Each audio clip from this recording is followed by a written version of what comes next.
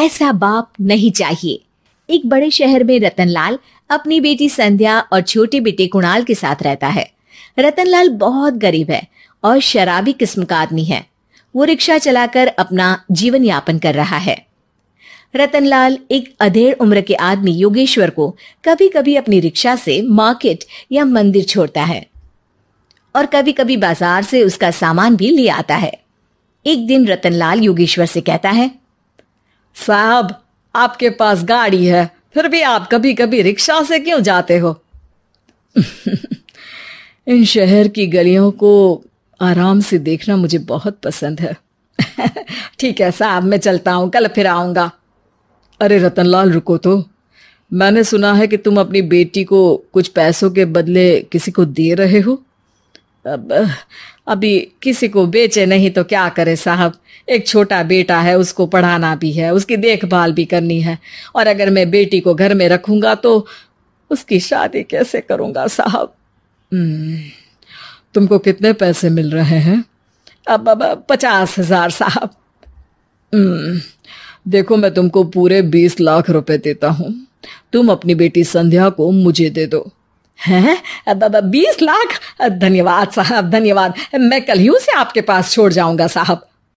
अगले दिन रतनलाल संध्या को हमेशा के लिए योगेश्वर के यहाँ छोड़ आता है और बदले में 20 लाख रुपए लेकर घर आ जाता है। रतनलाल जिंदगी में पहली बार इतने पैसे पाकर बौखला गया। उसने एक अच्छा घर लिया। कुणाल, अब हमें कोई चिंता नहीं है, तू अब अच्छे से पढ़, खूब मन लगाकर पढ़ाई करना। पापा, मुझे पढ़ाई करना अच्छा नहीं लगता। अरे तूने अगर ज्यादा बकवास की ना तो बहुत मारूंगा। कल से तू अच्छे स्कूल में जाएगा तो जाएगा, हाँ बस। कुणाल का एडमिशन एक अच्छे स्कूल में हो जाता है, लेकिन आए दिन स्कूल से शिकायत आती ही रहती है। 10 साल बाद एक दिन प्रिंसिपल मैडम रतनलाल को स्कूल में बुलाती है। रतनलाल, आपका बेटा कुणाल बहुत आवारा हो गया है और ये बिल्कुल भी पढ़ाई नहीं करता है, बल्कि उसका दिमाग गलत कामों में जा रहा है। अब मैं उससे बात करूंगा मैडम। ठीक है, आज ये आखिरी मौका है, अगली बार तो मैं उसे स्कूल से ही बाहर निकाल दूंगी। रतनलाल घर आ जाता है और कुणाल से कहता है, कुणाल बेटा, मैं तुम्हारे ऊपर इतना पैसा लगा रहा हूं, फिर भी तुम स्कूल में सही से क्यों नहीं पढ़ते हो? आप तो रहने ही दीजिए, मैं सब जानता हूं कि ये पैसा कहां से आया है। और वैसे भी अब ये पैसा मेरा है, मेरा जो भी मन होगा मैं करूंगा। आज के बाद मैं कभी स्कूल नहीं जाने वाला। रतनलाल को अपनी बेटी की याद आती है और वो रोने लगता है। 5 साल बाद कुणाल एक दिन एक लड़की को शादी करके घर ले आता है। पिताजी, ये मेरी पत्नी है स्वीटी। तुमने शादी कर ली? हाँ, शादी कर ली मैंने, दिखाई नहीं दे रहा। और अब से आप फिर से कमाना शुरू कर दो, बहुत बैठ कर खा लिया। कुणाल, तुम इस बुड्ढे को घर में क्यों रख रहे हो? देखो ना, ये शराब पीता है, इसे घर से बाहर निकाल फेंको। अरे स्वीटी, ये मेरे पापा है, कैसे बाहर निकाल दूं? और वैसे भी घर में कोई तो चाहिए ना काम करने वाला, नौकर समझ कर रख लो। इस बुड्ढी को तो घर से बाहर निकाल कर ही रहूंगी मैं कब तक इसके लिए खाना बनाऊंगी। स्वीटी एक दिन घर के बाहर पार्क में अपनी दोस्तों के साथ बैठी होती है। तभी वो रतनलाल को बुलाती है। पिताजी, मेरे कमरे में मैं अपना फोन छोड़ आई हूं, जरा ला कर तो देना। हाँ जरूर, अभी लेकर आता हूं। रतनलाल फोन लेकर आ जाता है। कुछ समय बाद स्वीटी के फ्रेंड्स भी चले जाते हैं। स्वीटी अंदर आकर शोर मचाती है। चोर चोर! कहाँ है चोर? मुझे तो यहाँ कुछ नहीं दिख रहा। अरे ये अलमारी खुली पड़ी है, जरूर किसी चोर ने ही खोली होगी। अरे कौन आया था यहाँ? यहाँ तो पिताजी आए थे बस। अरे बहू, मैं चोर नहीं हूं। मुझे तो आप पर अब बिल्कुल भी विश्वास नहीं है पिताजी, क्योंकि जब आप पैसे के लिए दीदी को बेच सकते हो तो आप चोरी भी तो कर ही सकते हो। अरे लेकिन वो सब तो मैंने तेरे भले के लिए किया था ना। मैं तो कहती हूँ कि हमें इनकी कमरे की तलाशी लेनी चाहिए। तुम बिल्कुल सही कह रही हो, चलो। स्वीटी और कुणाल दोनों रतनलाल के कमरे की तलाशी लेते हैं और उन्हें वहां स्वीटी की ज्वेलरी और पैसे मिल जाते हैं। मैं तो पहले ही जानता था कि चोर आप ही हो। निकल जाओ मेरे घर से और दोबारा अपनी शक्ल मत दिखाना।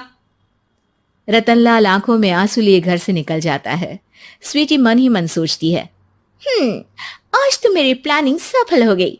जैसा मैं चाहती थी ऐसा ही किया और बड़ी आसानी से उस बुड्ढी को चोरी का इल्जाम लगाकर घर से भगा दिया। रतनलाल की हालत अब ज्यादा खराब हो गई और वो सड़क पर बैठकर भीख मांगकर खाने लगा। एक दिन वहां एक गाड़ी आकर रुकी और सड़क पर बैठे सभी भिखारियों को अपने सेंटर ले गई।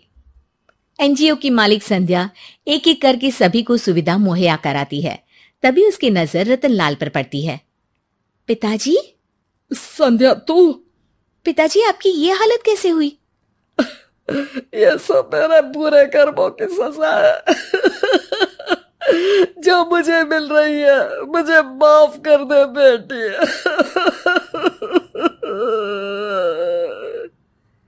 पिताजी, मैं आप पर बिल्कुल भी गुस्सा नहीं हूं, क्योंकि आपने मुझे यहां भेजकर अच्छा ही किया।